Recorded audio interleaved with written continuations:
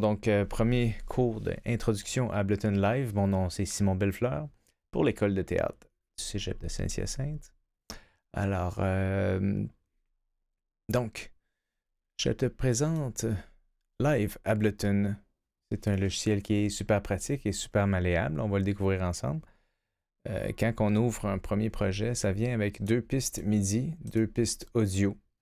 Donc, les pistes MIDI, c'est pour tous les instruments virtuels qu'on a ici à l'intérieur de Live. Ça vient avec un paquet d'instruments. Puis ça ici, c'est pour tout votre matériel audio qui viendra d'ailleurs. Donc, si on fait juste un tour des fenêtres rapidement, on a plein de sons ici qu'on peut aller chercher dans des catégories d'instruments intégrés dans la plateforme, dans le logiciel. Si je veux, par exemple, mettre on peut dire un piano. J'ai été ici. Hein, on a analogue. Tout ça, c'est un instrument virtuel. Ça, c'est comme un instrument synthé. Ici, c'est comme d'autres types d'instruments. Mettons que je vais prendre le piano. Je le fais juste le glisser.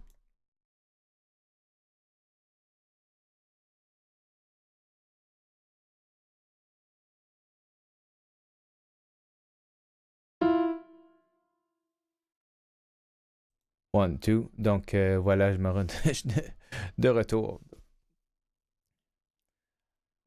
Si on regarde, je viens de mettre une piste MIDI ici. On le retrouve ici, tous les paramètres de ce piano-là. Et je le joue avec un clavier qui est branché en MIDI. D'ailleurs, on va tout de suite aller régler ce paramètre-là. Si je clique sur Live, Préférences, il y a différents paramètres qu'on peut régler pour le logiciel. Mais ce qui nous intéresse particulièrement, c'est quel paramètre audio. Donc, il faut déterminer c'est quoi notre carte de son. Moi, j'utilise ici une carte de son Symfony, ici, qui est sélectionnée pour mon entrée autant que pour ma sortie. Je travaille en 48 kHz seconde, une vitesse d'échantillonnage, je mets ça en haute qualité. Ici, c'est un autre paramètre intéressant qu'on peut régler si on a des problèmes au niveau du CPU, qui a de la misère à travailler, à tout ce qu'on lui demande. On peut lui donner une mémoire tampon. Donc, plus on augmente la mémoire tampon, moins il y aura des glitches dans le son. Mais en même temps, le problème, c'est que si on met beaucoup de mémoire tampon, quand on va venir pour enregistrer, il va y avoir un délai qu'on calcule en millisecondes ici. Puis on peut compenser pour ce délai-là ici. Donc, voilà. Pour ce qui est des préférences audio, donc toujours s'assurer d'avoir bien la carte de son qui correspond à ce qu'on veut utiliser. J'aurais d'autres options ici. Donc, j'ai mes instruments. J'ai glissé un piano ici. Ça, c'est en mode enregistrement, donc il est comme en mode actif. Voyez-vous, si là, je vous parle de ce micro-là, je l'ai mis en monitoring. J'entends pour entendre la source. Et j'ai sélectionné mon entrée. Je vais brancher dans l'entrée 2 de ma carte de son. Et j'ai mis des effets aussi. Donc, j'ai un gate pour le bruit de fond, pour qu'il coupe à chaque fois que je parle. Et j'ai mis un compresseur pour la voix, pour que ce soit plus joli. Voilà. OK, donc on a un aperçu de chacun des canaux. On peut fonctionner en 2 modes. Hein? On a le mode qui est linéaire, avec les mesures qui sont en haut et les secondes en bas. On a le mode comme ça, qui est un mode plus non linéaire, qui est à la base de l'architecture de Live, qui est beaucoup plus intuitive. Donc, on peut créer des patterns qu'on va répéter dans des scènes différentes. Puis ensuite, on peut venir s'amuser à faire jouer des scènes différentes dans des ordres aléatoires, puis avoir certaines surprises. Donc, on pourrait juste, pour s'amuser, aller chercher des clips. Donc, attends, je sais pas trop, Jazz Brush. Ici.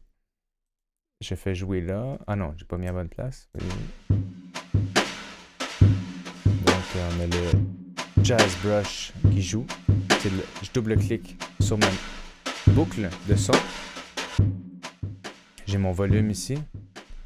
Par défaut, quand on ouvre un projet, il y a une piste reverb et une piste de délai.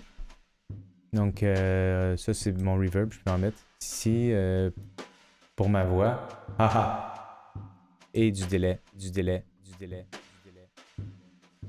Donc, live, quand on ouvre un clip, hein, je double-clique dessus, puis ça m'amène à cette fenêtre-là que je peux agrandir ici. Et avec ma souris, je peux aller vers le bas et vers le haut pour naviguer. Ça, c'est quand on met n'importe quel genre de son, il va essayer de détecter des points de référence. On appelle ça des transients. Donc, les transients-là, on peut jouer avec. De même que la boucle. Ça, c'est le point de départ de notre boucle. La boucle. Une fois que ça est en boucle, donc, je vais mettre un peu plus de volume. Montrer ce que ça fait si on déplace un transient. Mais disons que le dernier temps, ça va faire très bizarre, là, mais...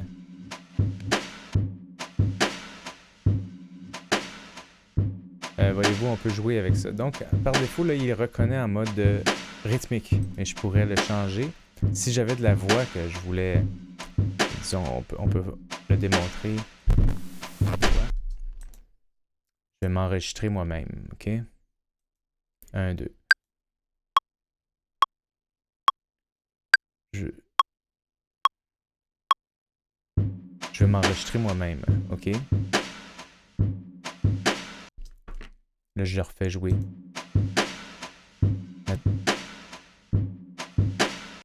Je vais m'enregistrer moi-même, OK?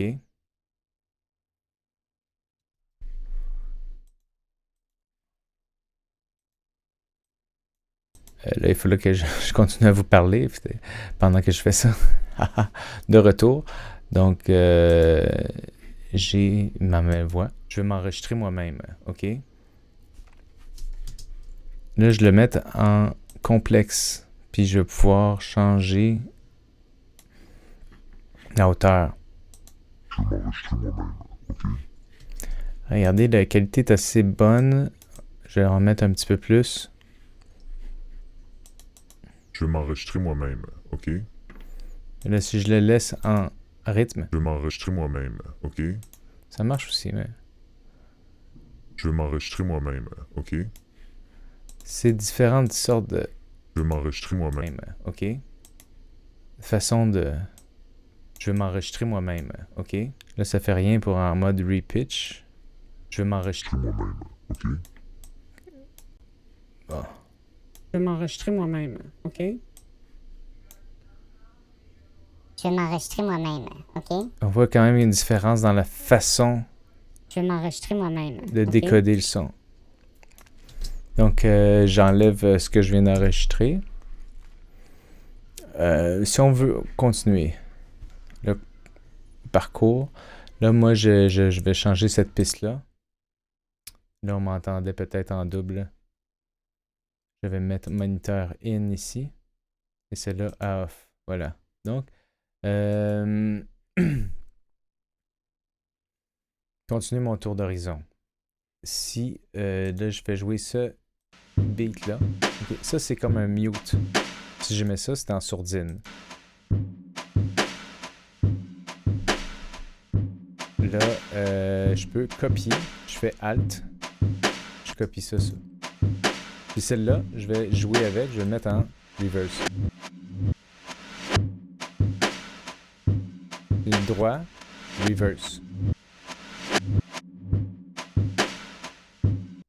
On a ici, si je reviens ici, on a le tempo. Le tap tempo, je peux le cliquer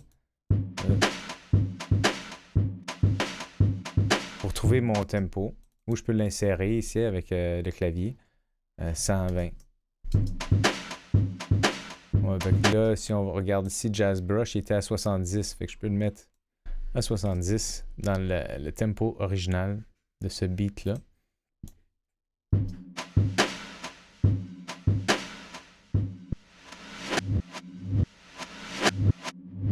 Ok, ben, je pense que ça fait le tour pour aujourd'hui.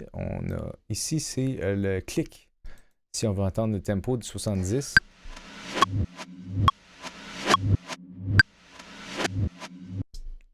Voilà pour un premier tour d'horizon rapide sur live.